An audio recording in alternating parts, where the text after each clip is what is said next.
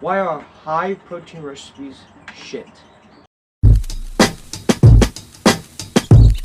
Talk about high protein recipes, what I think, my experiences, and what you should do if you try to start your fat loss journey or etc. or try to get healthier. This is a trigger warning. If you get triggered by these certain things or this fitness world content, click off the video. If you want to keep watching, stay tuned. This is my opinion. So high protein recipes, the pros and cons.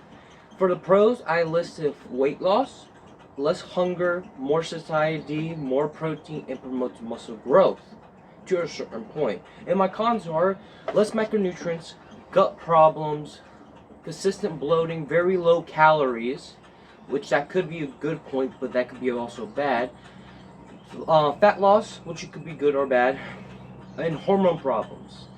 These high protein calories, the point of the objective is to lower the calories with the most volume and the most protein so you can be consistently full. But the problem with those is the protein ice cream or the French toast or the homemade protein bars is not the fucking, not micronutrients. It is important if you get enough healthy fats from whole foods like avocados or actually meat sources. Yes, those do contain more calories, but if your hormones are not in check and you're consistently bloated, you're not healthier. You could actually be unhealthier because of the gut problems you're having. It could cause leaky gut, bloating, constipation for crying out loud, because eating more fiber doesn't mean you have a better poop intolerance. It could be worser because of the solid fibers and also because of the constipation and your food digesting those fibers, because it takes more time to digest fibers than fat, especially if you're eating 50 to 100 grams of fiber per body weight. And I have been there, so I'm just saying for my opinions. In the low calories, a lot of these people are consistently on a diet because they're too scared to eat, because they used to be obese once. And that could be a bad thing with food disorders, etc. These high protein recipes promote food disorders. If you have a big appetite, but I can't eat this or that because it has more calories, so instead you eat 20 big salads in a row with a 2 liter of diet soda because it has 0 calories, you're not healthier. That could be unhealthier, especially if you're bloating yourself. You have leaky gut. You're not healthier than before of just eating the healthiest fast food choice. So that's just my opinion. You have to keep in mind that you're not going to be healthier just because you made it at home, but you put all these artificial sweeteners and all this stuff. Even though you say, oh, I don't like sweets. You just did all that because it says 0 calories. My hot take is you're not healthier. You're just trying to be you're trying to do something but you can't do, or it's going to ruin your physique or your mindset. Why homemade things are not always healthier. So, you hear the things of, oh, I made this at home, so I'm healthy, right? And typically, yes, because it's less processed in a way, right? But we all know even organic stuff it's also processed. It might be slightly healthier, but it doesn't make a big difference if you just ate the regular whole food items that are not organic. But my point is not about organic food. My point is about cooking things at home. So I like to compare something. If you buy something from fast food joints that's higher in calories, typically it will be more healthier to cook at home. But at the same time, if you cook the same foods, some people do this, they actually cook the same foods they were eat outside, but actually use the same ingredients. Still actually lower the calories. If you're cooking things at home and not lower the calories on that food recipe, it's typically the same thing but not served to you.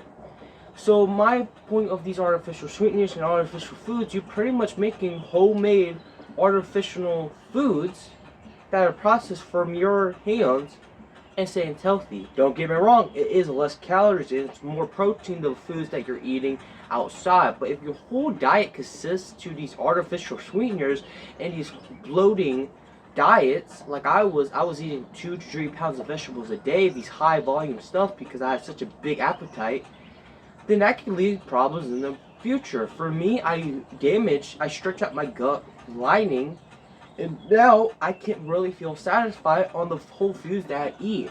But it takes me discipline to actually recuperate my mindset over it. It's all about discipline.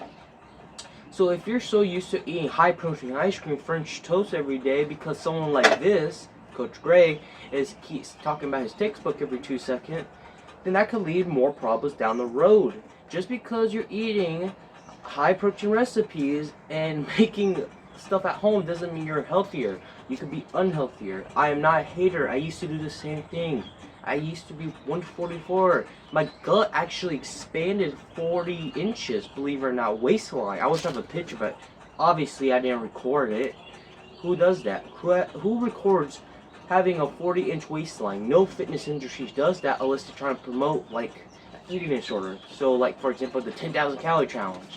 Something like that, which I've done that before because I used to starve myself eating these high vegetables, high protein, low calorie options, but I didn't realize I should be eating more calories and actually not even being a bulk. My matrix were way higher, and that's the problem with these foods that you're eating. Just because it's healthy doesn't mean it's good for you.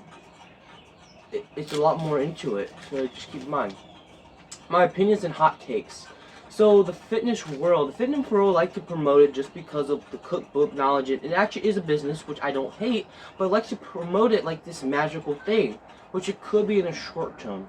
But if you're having hormonal problems, skin issues, gut issues, which is really important for digestive purposes, if you can't absorb a lot of nutrients, there's no point in eating these high volume foods. So my thing is trying to find content where someone like RVIVAl Fitness or MindPump or something like that, or crying out loud, RVIVAl talks about eating more whole foods than these processed homemade foods that you eat.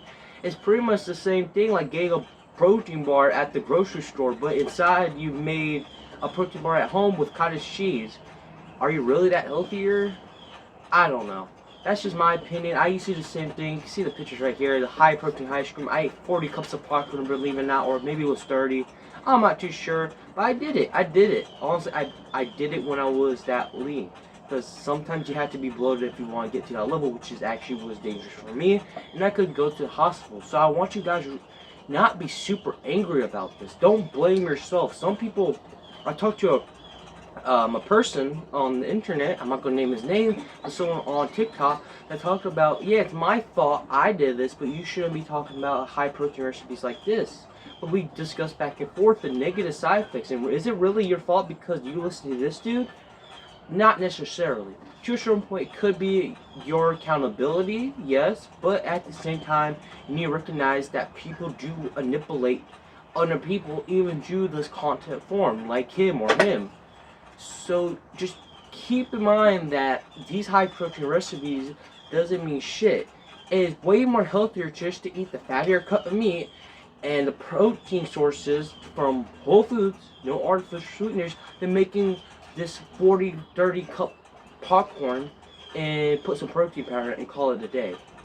It takes less time, has less stress, especially if you're busy. This takes a lot of time and practice.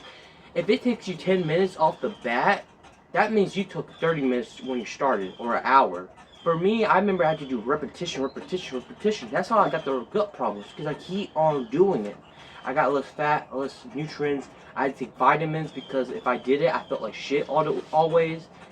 It gets to a certain point that you might have to eat more. Your calorie maintenance might actually be 1,000 calories more, and you're just not unaware. And these high protein diets just promote more weight loss, which it could be good, but also detrimental to your own health and to your own satisfaction. Especially if you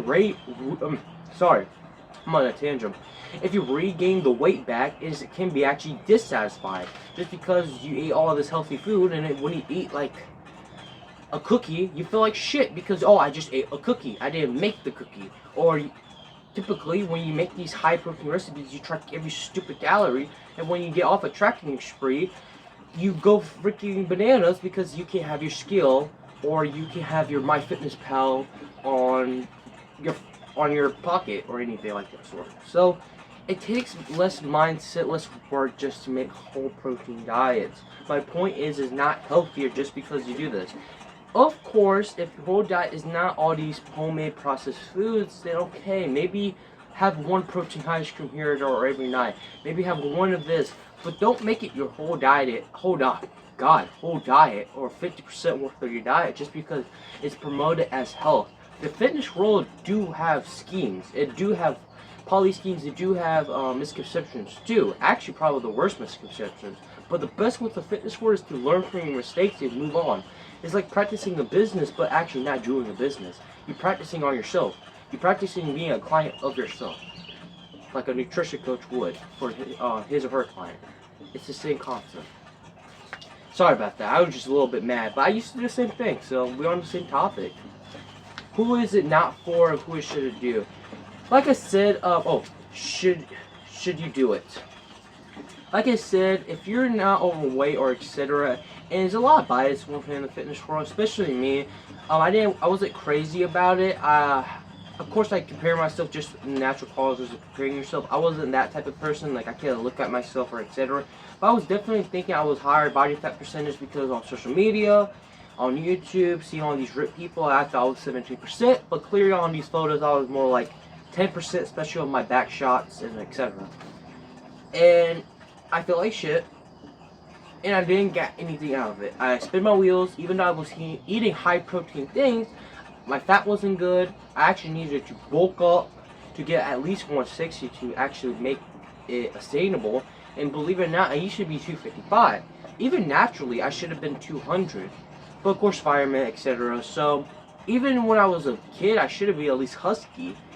But I put myself to a set point that my body wasn't comfortable genetically, to a certain point that I could have actually went to the hospital. I was living on caffeine sources, drinking energy drinks, which that is not healthy by any means. We should all agree by that. And trying to survive. And it's crazy me looking back at it. It was like I was being a bodybuilder, but without getting any result. And that is no good if you don't get any result. So no, I won't suggest it. Unless it's only 2 to 1 item max, like every 2 months, something like that, then okay. But if it's done to a certain point that you're making recipes for 90% of your diet, you need to stop. And of course, you guys, most of you guys might not listen, or maybe some of you might actually be humbled by this. I don't know. But one thing for sure, 2 things for certain, I know it's the people who are going to comment and probably going to argue is the people who are doing this who are not having the right mindset right now because they're starving themselves. Or they see a rip ab and they're like, oh my god, I had to keep it. They have a lot of bias for it, which I don't feel bad. I feel bad for them because I used to be in there. I used to argue about that. And I feel so sorry for them. So I just want people to get help with this. I'm not talking about talking to a counselor, but I'm really talking about or a therapist. I'm really just talking about how you need to stop watching these type of fitness content. You need to refresh your mindset. You need to be more calmer. Cooking is a great hobby. You have to cook if you're in the fitness world, especially if you're a fitness guy or girl. You might have to cook. You might have to just do the hobby just to do it. But it's a certain point that you might have to recognize with yourself, is this the right approach? Is this what I should be doing? This is just my opinions and my heart. I'm pouring into it because I have the same experience. And now I have the power to actually put my opinions on the internet. Of course with some bias, of course, and of course with some other opinions, but I don't care. This is what I think. Oh, okay.